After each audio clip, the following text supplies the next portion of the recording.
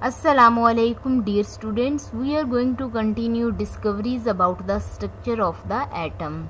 Let's start Ernest Rutherford. Ernest Rutherford studied with J.J. Thomson at Cambridge University in England. Ernest Rutherford J.J. Thomson के साथ England में Cambridge university में study करता था। इन 1911 में इसने एक एक्सपेरिमेंट किया था जिसमें इसने पॉजिटिव पार्टिकल्स की बीम गोल्ड की थिन फॉइल में से गुजारी थी। जैसी इसने बीम थिन फॉइल में से गुजारी तो कुछ बीम ऐसी थी जो फॉइल में से बिल्कुल सीधी गुजर गई थी, लेकिन कुछ बीम ऐसी थी जो रिपेल हो गई थी, लाइक दिस। अब जो बीम रिपेल हुई थी वो यकीनन किसी भी पॉजिटिव पार्टिकल के साथ हिट करके रिपेल हुई थी, क्योंकि पॉजिटिव ही पॉजिटिव को रिपेल कर सकता है। फिर इसने ये सोचा कि यकीनन हर एटम के सेंटर के अंदर कोई भी पॉजिटिव बाइट प्रेजेंट है जिससे ये पॉजिटिव रेज हिट करके आ रही हैं। Rutherford fired a beam of positive particles against the thin gold foil के ऊपर इसने पॉजिटिव पार्टिकल्स की बीम गुजारी थी, expecting them all to pass straight through. इसका ये ख्याल था कि ये सारी स्ट्रेट इसमें से गुजर जाएंगी। However, some particles were repelled, लेकिन हुआ ये कि कुछ पार्टिकल्स रिपेल हो गए, टकराकर वापस आ गए। Since positive particles can only be repelled by something positive, इस तरह से कोई भी पॉजिटिव पार्टिकल्स किसी भी पॉजिटिव के साथ ही रिपेल हो सकता है।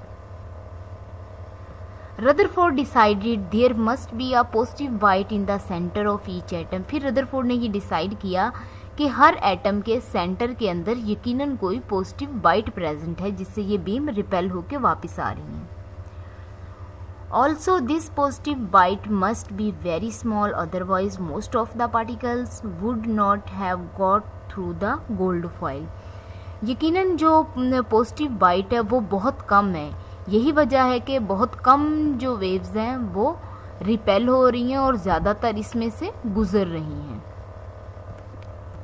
Now look here, जैसे ये हमारे पास ज़्यादातर हम बीम्स क्या देख रहे हैं, ये इसमें से गुजर रही हैं और बस 2 बीम्स ऐसी हैं जो हिट करके वापस गई हैं और रिपेल हुई हैं beam. Rutherford atomic model therefore had tiny positive charge nucleus with electron wheezing in about in the space around it. Rutherford के एटॉमिक मॉडल के मुताबिक एक tiny positive charge nucleus present है हर एटम के अंदर और उसके गिर्द इलेक्ट्रॉन मूव कर रहे हैं। Next is Niels Bohr and Rutherford develop the atomic model. Bohr और रदरफोर्ड ने एटॉमिक मॉडल को मजीद डिवेल्प किया by suggesting that electron orbit the nucleus. इन्होंने ये सजेस्ट किया कि इलेक्ट्रॉन न्यूक्लियस के गिर्द ऑर्बिट करता है at high speed in fixed orbits around the nucleus. Nucleus के गिर्द ये हाई स्पीड के साथ और फिक्स ऑर्बिट्स में मूव करता है, ऑर्बिट करता है। Rutherford Bohr atomic model helps us to explain the periodic table. Rutherford और बोहर के एटॉमिक मॉडल ने पीरियोडिक टेबल को एक्सप्लेन करने में मदद की। डिड यू नो, क्या आप जानते हो, Thomson's model of the atom was called plum pudding model. Thomson के मॉडल ऑफ एटम को प्लम पडिंग मॉडल भी कहते हैं। प्लम पडिंग मॉडल इसे क्यों कहते हैं? क्योंकि electron are like negative plum, क्योंकि इसमें इलेक्ट्रॉन नेगेटिव प्लम्स की तरह होते हैं। And embedded in the pudding of the positive matter, और पॉजिटिव मैटर की पडिंग के अंदर इम्बेंडेड होते हैं, इसलिए हम इन्हें से क्या कहते हैं? Plum pudding model. उसके बाद क्वेश्चन आंसर है। फर्स्ट, सेकंड और थर्ड हमने अपने पहले लेक्चर में किया है, जो प्रीवियस लेक्चर है उसमें। अब हम करेंगे फोर्थ और 5 question. Now fourth one is describe Thomson's atomic model. Thomson's का एटॉमिक मॉडल डिस्क्राइब करें। Describe what happen when Rutherford fired positive charge particles at the thin gold foil. कि जब रदरफोर्ड ने पॉजिटिव पार्टिकल्स को thin gold foil में से गुजारा तो क्या हुआ। व्हाट डिड दिस प्रूव, और इसने क्या प्रूव किया। जब उसने पार्टिकल्स गुजारे तो उसमें से ज़्यादातर गुजर गए थे और बहुत कम रिपेल हो गए।